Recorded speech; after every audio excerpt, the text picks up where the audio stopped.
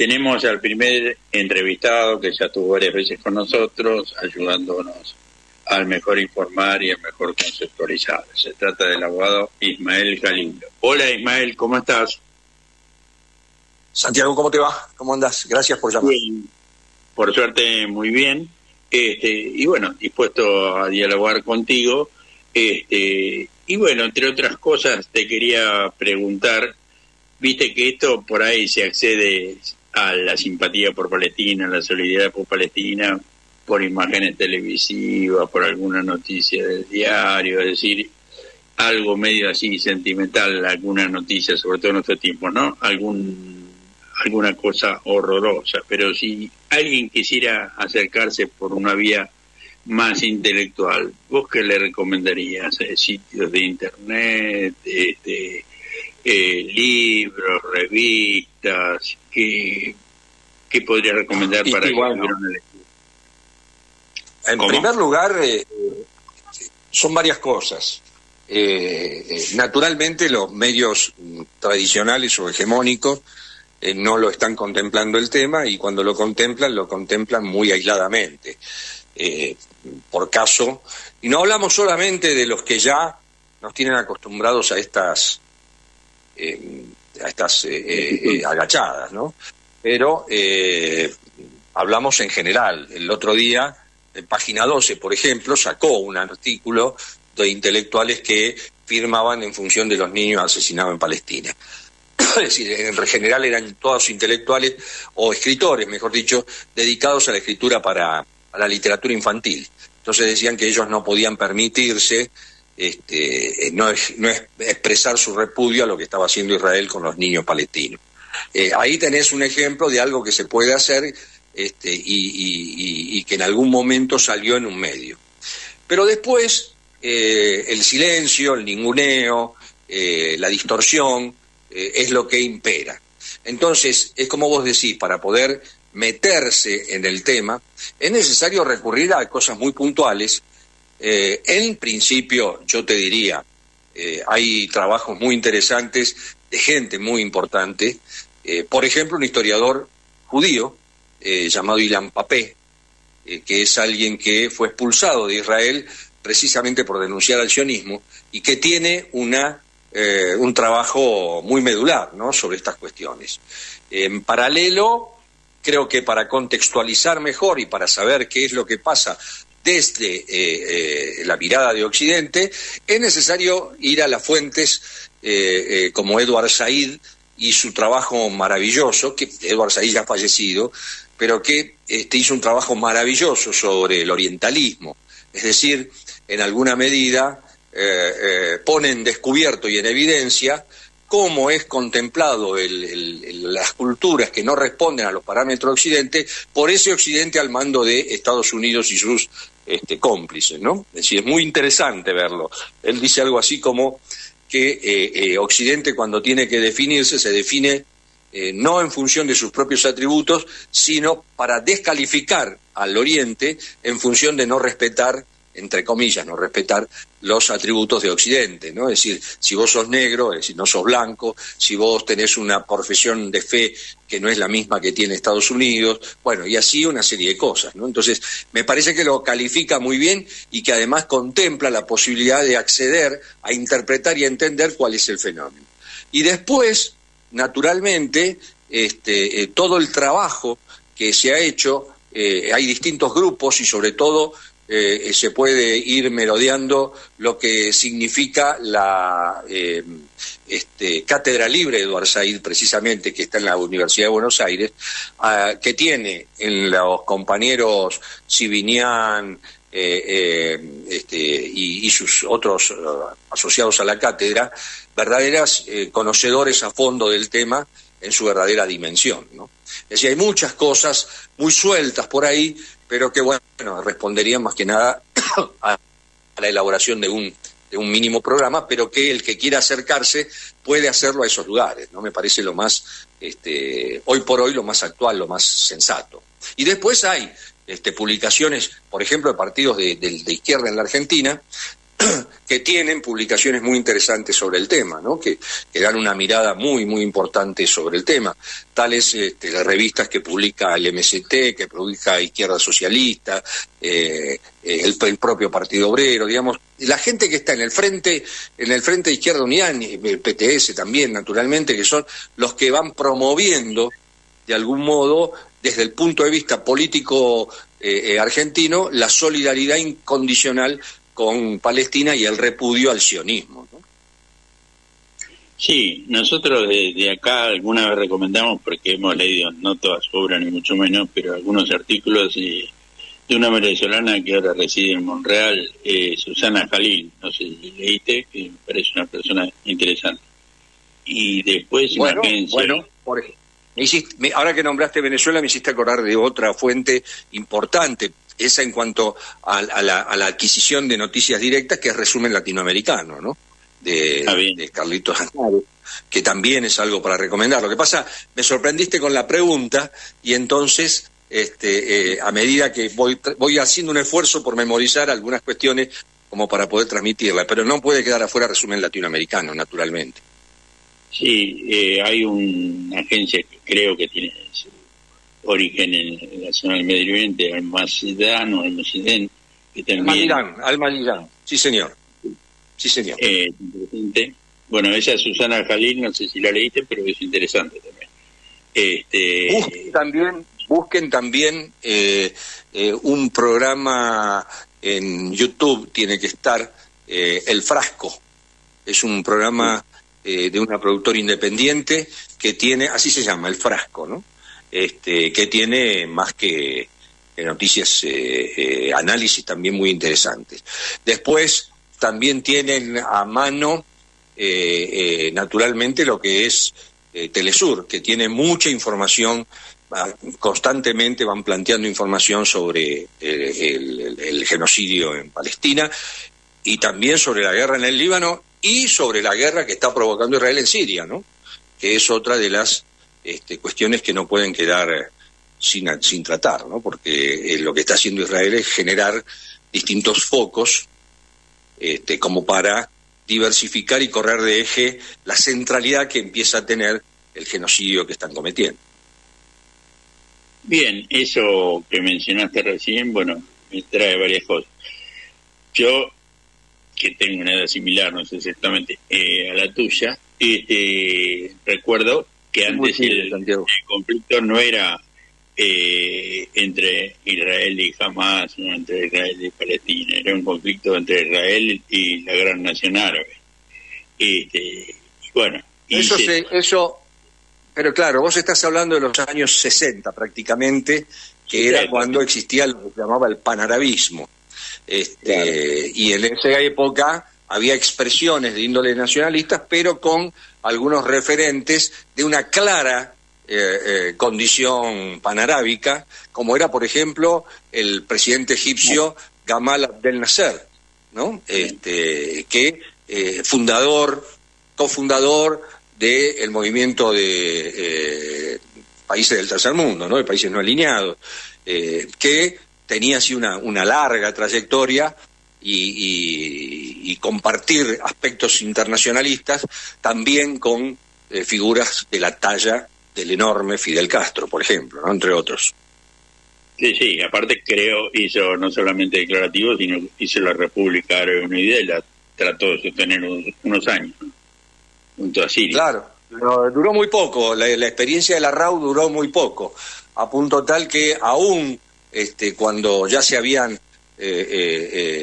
separado, digamos, porque eso había sido una unidad, y se habían separado, de Egipto se siguió llamando República Árabe Unida de Egipto, ¿no? Lo que pasa que hoy esa historia del panarabismo se perdió en función de un fraccionamiento y una fragmentación, mejor dicho, por parte de los países árabes y sobre todo por la cooptación de los gobiernos por verdaderas élites gobernantes, como el caso de Arabia Saudita, por ejemplo, que están completamente entregadas a Estados Unidos, a Israel y compañía, ¿no?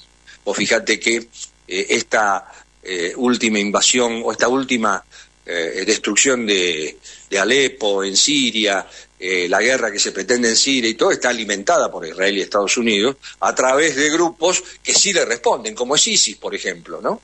Que son grupos que le responden a ellos, porque los formaron para generar esta demonización de la islamofobia, que por tanto también alcanza a la condición de árabe, ¿no? Es decir, en el ideario o en la subjetividad de lo que se llama el sentido común de nuestra gente, ¿no? Entonces, frente a eso, hoy generan esa nueva figura de la invasión a Alepo y de tratar de promover desde Alepo la caída de Siria, con lo cual diversifica el frente necesario de unidad que tienen que tener los pueblos árabes para poder luchar contra un enemigo en común, que es Israel, sin ningún lugar a duda.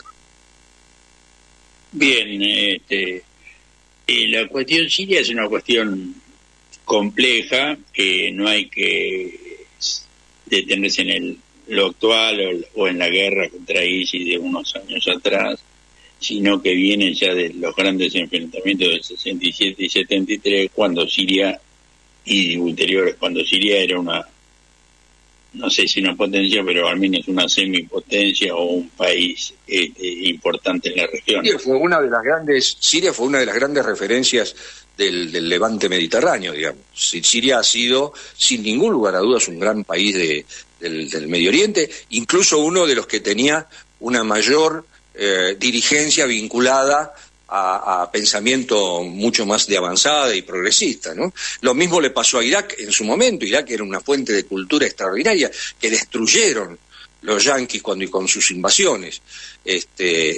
Bueno, Palestina mismo fue se dio el lujo, entre comillas, de exportar intelectuales, gente de las ciencias, es decir, eran países verdaderamente con futuros muy auspiciosos. El Líbano, Beirut, era considerada la Suiza del levante mediterráneo, es decir, tenemos que pensar seriamente en que el proceso de destrucción que han hecho de esos países ha sido verdaderamente una de las tareas más extraordinarias en materia de destrucción, en materia de dejar sin huellas a países con una historia tremenda y con un futuro prometedor. Digamos, el trabajo ha sido un trabajo muy meticuloso por parte de Estados Unidos y de todo lo que es ese entente criminal, que termina destruyendo y fragmentando tanto a los países árabes, a los pueblos árabes, que después pasa lo que nos pasa, ¿no? Esto que vos decís, Siria, la cuestión siria es mucho más añeja, sin ningún lugar a duda, pero lo que no deja de llamar la atención es que ahora y en este momento, cuando más se necesita concentrar la atención en el repudio a Israel por lo que está haciendo en Palestina y al cese el fuego en Palestina, lo que hace el enemigo, Israel, Estados Unidos, a través de esos brazos armados que tiene preparados en la región, meter esa otra cuña como para distraer de algún modo. Es lo que hizo con el Líbano, ¿no? Con el Líbano intentó entrar en un mano a mano, termina Israel de algún modo teniendo que firmar un cese el fuego porque se le complicaba la situación, pero también mejoraba su situación frente al mundo porque se mostraba predispuesto a votar la paz cuando en paralelo sigue haciendo el desastre que está haciendo en Palestina. Digamos, todas estas cosas son muy complejas, tienen varias miradas. Lo único que no se confunde aquí es cuál y dónde está el enemigo, quién y dónde está el enemigo. Y no tengo ninguna duda, contradicciones primarias, contradicciones secundarias. La primaria es que el enemigo se llama Israel y que Israel es el sionismo y que por tanto Israel y el sionismo son el enemigo de todos los pueblos árabes. Después están los gobiernos que no necesariamente representan a sus pueblos, ¿no? No, por supuesto. Claro, falta un gran protagonista por ahí, más del pasado que del presente, pero siempre está aliado a Estados Unidos y Israel, que es Gran Bretaña. Sí, bueno, eso desde ya. En realidad, hoy habría que hablar ya de la OTAN, ¿verdad? Sí, pero la OTAN tiene sus participantes primarios y secundarios, aunque sí. Y bueno, en el mundo valga, no sé si ustedes vieron, si te llegó, está circulando un video estremecedor conmovedor de Guernica, en el País Vasco. No sé si te llegó, pero realmente es conmovedor, porque todo el pueblo de Guernica, el País Vasco en general, yo estuve ahí hace muy poquito, ¿te acordás? El País Vasco en general tiene un compromiso y una solidaridad con la causa palestina y con el repudio a Israel y al sionismo maravilloso. Es decir, es muy común que vos vayas por Pamplona, eso es Navarra, bueno, por Bilbao, por San Sebastián, y encuentres los balcones. En Bilbao es algo absolutamente que forma parte ya del paisaje de la ciudad, ¿no? En Bilbao están colgadas las banderas palestinas desde los balcones de las casas. Es conmovedor. En la entrada a los bares están las banderas palestinas puestas, como aquí están las de la propaganda de cerveza o de gaseosa, ahí están puestas las banderas palestinas.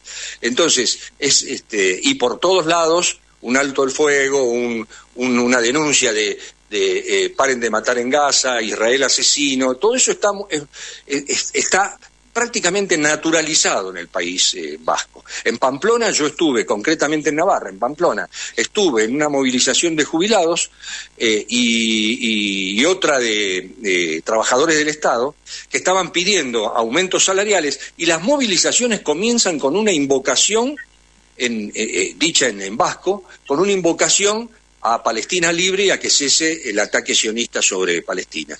Entonces, hoy me llega a mí, de Guernica, un lugar, sin ningún lugar a duda, emblemático de la historia española, porque todos saben que en abril de 1937, cuando se llevaba menos de un año de la guerra civil, Guernica fue bombardeada por los aviones nazifascistas, porque era la aeronáutica de Mussolini y la aeronáutica de Hitler.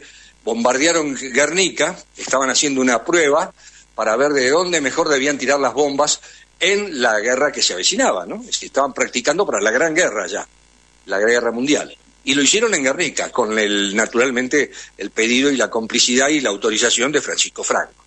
Bombardean Guernica, hacen el desastre que hacen, que después inspira a Picasso a hacer esa obra maravillosa que hoy está en Madrid, en el Museo Reina Sofía, y hace Guernica y lo retrata, una obra que es en blanco y negro, que es impactante. Todo ser humano debería tenerla alguna vez frente a sí, porque ahí entendería muchísimas cosas de lo que le pasa al mundo, ¿no? El arte es un martillo para cambiar la realidad, y aquí no tengo ninguna duda que Picasso lo logra, o por lo menos lo intenta. Y te decía que hoy en Guernica llegó, toda la población fue a la Plaza Mayor del pueblo, que es un lugar emblemático porque ese fue el lugar, y hoy están todavía los refugios en donde cayeron las bombas. Están los refugios hechos ahí, los podés visitar.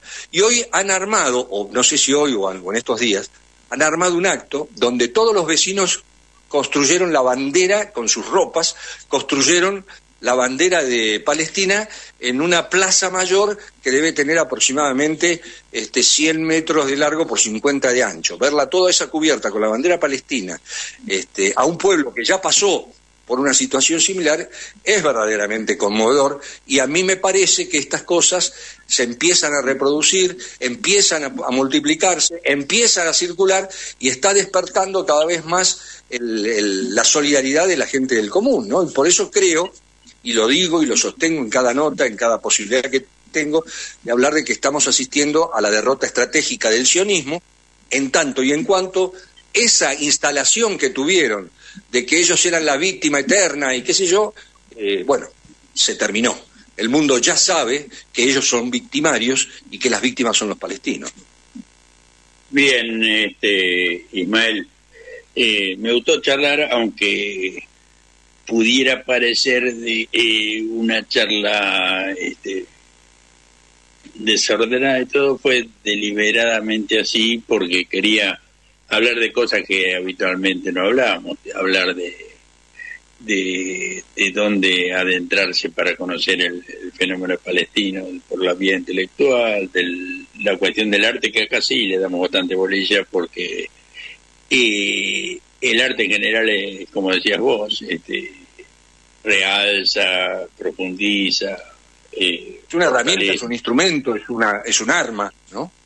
Si a la ética le sumamos la estética, es mucho mejor. Y de bueno, paso, te agradecemos Santiago, muchísimo. de paso no me quiero, para cerrar correctamente, ya que hablamos de estas cuestiones, te recomiendo la lectura de un gran poeta palestino, extraordinario, se llamaba Mahmoud Darwish. Por favor, es imprescindible leerlo, es conmovedor lo que escribió. Lo leemos y lo hemos hecho leer por otros y en varios encuentros presenciales también hicimos. Bien. La poesía palestina, así que una cosa que no tiene nada que ver, la gastronomía palestina es muy significativa, propia, personal y que hace conocer a la cultura, no solamente con la política y la historia, con conocer la cultura. Absolutamente, por eso cobra valor entender lo que significa un bombardeo sobre ciudades como la Franja de Gaza, que es terminar con una cultura que implica esto que vos también estás diciendo, ¿no? Entonces, imaginemos eso, ¿no? Te arrancan todo, definitivamente todo. Por eso es una cultura que se habla de exterminio, del apartheid, y que se habla de esta cuestión de Israel tan preocupado por esta guerra de exterminio que está realizando, y que cuenta por ahora con la complicidad de muchos medios y periodistas que son algo así como los portavoces del silencio, ¿no? Entonces, frente a eso, bueno, yo rescato y valoro este espacio porque nos permite hacerle conocer a la gente muchas de las cosas que no se hablan a diario. Así que no está mal que la charla haya sido desordenada o que hayamos de algún modo divagado por estos aspectos maravillosos de la cultura palestina y de la historia, ¿no? Me parece muy reconfortante. Bueno, Ismael, te vamos, este año difícil, pero el año que viene, en alguna actividad presencial que hagamos, te vamos a invitar y esperemos que puedas participar. Te adelanto que en enero y por estas cuestiones estoy invitado a un congreso en La Habana. Así que vamos a poder salir desde allá para cubrirlo para ustedes, para el programa, ¿eh? Cómo no. Sí, lo vamos a tener muy en cuenta. Bueno, te mando un gran abrazo. Otro, gracias.